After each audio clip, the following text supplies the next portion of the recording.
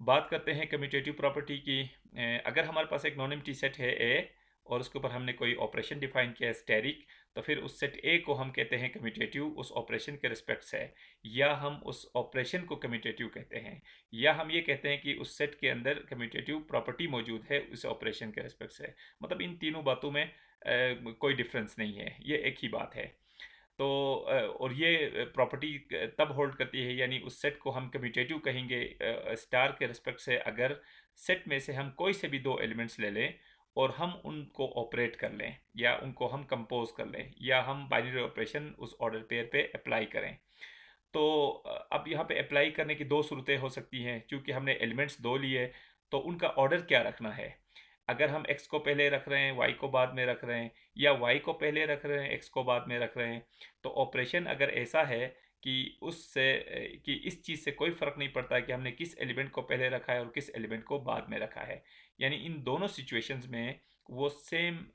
Element जो है इस पेयर के लिए असाइन करे, जो कि ऑपरेशन का बुनियादी काम होता है कि वो हर ऑर्डर पेयर के लिए एक एलिमेंट असाइन करता है। तो अगर ये इन दोनों सूरतों में, चाहे हम इस ऑर्डर को इस तरतीब को अगर हम बदल भी दें, यानी एक्स और वाई की जगह अगर हम तब्दील करें, तब भी हमें सेम एलिमेंट जो है वो मिलना चाहिए। अगर इस तरह का ऑपरेशन डिफाइन है तो फिर उस ऑपरेशन को हम कम्यूटेटिव कहते हैं, या हम ये कहते हैं कि उस सेट के अंदर कम्यूटेटिव प्रॉपर्टी है उस ऑपरेशन के रिस्पेक्ट से। हमारे पास बहुत सारी प्रॉपर्टीज़ हैं, सॉरी बहुत सारे सेट्स हैं और ऑपरेशंस हैं जो कि कुछ केसेस में जो है वो कम्यूटेटिव होते हैं और कुछ केसेस में कम्यूटेटिव नहीं होते हैं। जैसे कि हमें पता है कि अगर हम सेट ऑफ इंटीजर्स की बात करें, तो हमें और ऑपरेशन अगर हम एडिशन की बात करें, तो हमें पता है कि टू को थ्री के साथ ऐड करें या थ्री को टू के साथ ऐड करें, कोई फ़र्क नहीं पड़ता है। टू और थ्री के का सम भी फाइव है और थ्री और टू का सम भी फाइव है। यानी ये एडिशन का जो ऑपरेशन है वो कोई से भी हम दो इंटीजर्स ले लें और उनकी तरतीब जैसी भी रख लें, यानी जिस एलिमेंट को चाहे पहले रखें, जिस एलिमेंट को चाहे बाद में रखें, लेकिन रिजल्ट वो हमेशा सेम देता है, यानी सेम एलिमेंट इस पेयर के लिए असाइन करता है। तो इसलिए हम कहते हैं कि सेट ऑफ इंटीजर्स, यानी इंटीजर्स का जो सेट है वो एडिशन के रिस्पेक्ट से कम्यूटेटिव है, या इंटीजर्स के अंदर एडिशन के जो इंटीजर्स पे जो हम एडिशन का ऑपरेशन डिफाइन करते हैं वो कम्यूटेटिव होता है। यही सिचुएशन फिर मल्टीप्लिकेशन के लिए भी होती है। अगर हम सेट इंटीजर्स का ले लें और उसके ऊपर ऑपरेशन मल्टीप्लिकेशन का डिफाइन करें, तब भी हमें पता है कि 2 मल्टीप्लाई बाई 3 जो है वो 3 मल्टीप्लाई बाई 2 के बराबर होता है।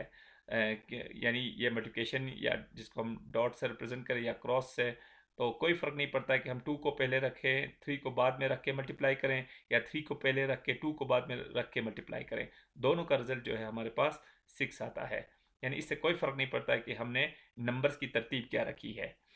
तो इसलिए हम कहते हैं कि ये जो ऑपरेशन मल्टीप्लिकेशन है वो भी एक कम्यूटेटिव ऑपरेशन है। फर्दर एक्सप्लेनेशन के लिए हम कुछ एग्जांपल्स यहाँ पे कंसीडर कर रहे हैं। यहाँ हमने एक सेट लिया है ए, जिसमें हमने 10 काउंटिंग नंबर्स लिए हैं और उस पर ऑपरेशन डिफाइन किया है star B equal to maximum of A B. इसके ऊपर हम पहले भी काफ़ी बात कर चुके हैं इस ऑपरेशन के ऊपर। तो यहाँ हम डायरेक्ट ये बताएंगे कि इस सेट के अंदर इस ऑपरेशन, यानी ये इस सेट के अंदर कम्यूटेटिव प्रॉपर्टी एग्जिस्ट करती है इस ऑपरेशन के रिस्पेक्ट से,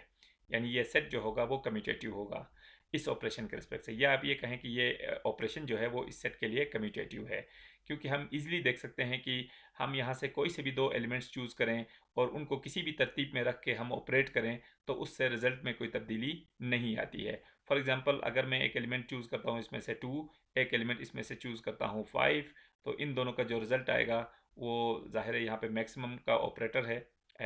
तो ये 2 और 5 में से मैक्सिमम एलिमेंट है 5।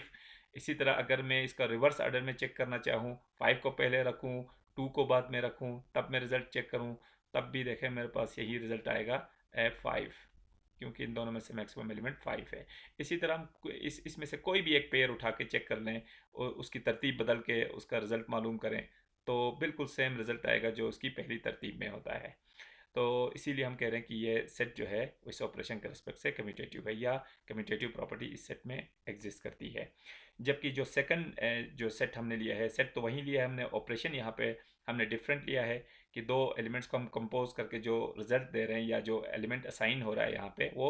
इस पेयर का सेकंड एलिमेंट है। अगर इस ऑपरेशन के रिस्पेक्ट से बात करें तो ये बिल्कुल भी कम्यूटेटिव प्रॉपर्टी एग्जिस्ट नहीं करती, क्योंकि इनमें से कोई से भी हम दो एलिमेंट्स चूज़ करें, जैसे हम 2 और 5 अगर चूज़ कर लें और उनको ऑपरेट कर लें, तो इस ऑपरेशन के तहत जो एलिमेंट असाइन होगा वो इस पेयर का सेकंड एलिमेंट होगा, और इस पेयर के अंदर सेकंड एलिमेंट हमारे पास 5 है। तो 2 और 5 का जो कॉम्पोजिशन आ रहा है वो 5 आ रहा है। अगर हम इन इन नंबर्स की तरतीब बदल दें, यानी 5 को पहले रखें और 2 को बाद में रख के अगर हम ऑपरेट कर लें, तब हमारे पास जो रिज़ल्ट आएगा वो इस ऑपरेशन के तहत, चूँकि जो सेकंड एलिमेंट है वो एलिमेंट असाइन होना है, तो यहाँ पे जो सेकंड एलिमेंट है वो है 2। तो क्लियरली हम देख सकते हैं कि 2 स्टार 5 की वैल्यू जो है वो कुछ और है, जबकि 5 स्टार 2 की वैल्यू जो है वो कुछ और है। यानी ये दो चीज़ें बिल्कुल सेम नहीं है, इसलिए हम कह रहे हैं कि इस सेट के अंदर कम्यूटेटिव प्रॉपर्टी एग्जिस्ट नहीं करती इस ऑपरेशन के रिस्पेक्ट से। तीन मज़ीद एग्जांपल्स हम कंसीडर कर रहे हैं। पहले हमने एक सेट लिया है इंटीजर्स का, उस पर ऑपरेशन डिफाइन किया है star B equal to 2 power A B. ये ऑपरेशन जो है बी कम्यूटेटिव है, क्योंकि सेट हमने लिया है इंटीजर्स का। कोई से भी दो इंटीजर्स अगर हम ले लें, कोई से भी दो इंटीजर्स ले लें और उनका रिजल्ट चेक करें, जैसे पहला ले लें हम -2, दूसरा एलिमेंट ले लें अगर हम 4, इन दोनों का कंपोजिशन चेक कर लें, तो ये बराबर होगा इस ऑपरेशन के रूल से, इस रूल के मुताबिक ये जो होगा 2 पावर -2 इंटू ये होगा 4, जो कि होगा 2 पावर ये -8, ये इसका रिज़ल्ट है। इसी तरह अगर हम 4 को ऑपरेट कर लें -2 के साथ, तब भी हमारे पास रिज़ल्ट जो है वो 2 पावर -8 ही आएगा। तो मतलब कोई फ़र्क नहीं पड़ता है कि हम किस एलिमेंट को पहले रख रहे हैं, किस एलिमेंट को बाद में रख रहे हैं। तो इसका मतलब ये हुआ कि इसके अंदर भी जो कम्यूटेटिव प्रॉपर्टी है वो एग्जिस्ट करती है। और सिर्फ यहाँ पे एक चीज़ बताऊँ कि हम यहाँ पे कुछ पर्टिकुलर केसेस चेक कर रहे हैं, लेकिन चूंकि हम सिर्फ कॉन्सेप्ट को डिस्कस कर रहे हैं यहाँ पे, इसका ये कोई प्रूफ नहीं है, क्योंकि प्रूफ जो है कुछ पर्टिकुलर केसेस को बुनियाद बना के हम कोई जनरल रिजल्ट जो है वो कंक्लूड नहीं कर सकते, कोई जनरल रिजल्ट जो है वो गेस नहीं कर सकते। तो इसलिए ये माइंड में रखें कि हम यहाँ पे ये एज्यूम कर रहे हैं कि इस तरह जितने भी पेयर्स हम चूज़ करेंगे तो रिज़ल्ट बिल्कुल सेम आएगा। इसी तरह जो सेकंड ऑपरेशन है इसके अंदर ये प्रॉपर्टी एग्जिस्ट नहीं करती है जो इस ऑपरेशन के लिए, क्योंकि सेट जो है वो इंटीजर्स का है, और बाइनरी ऑपरेशन जो हमने यहाँ पे डिफाइन किया है वो ये है कि ए स्टार बी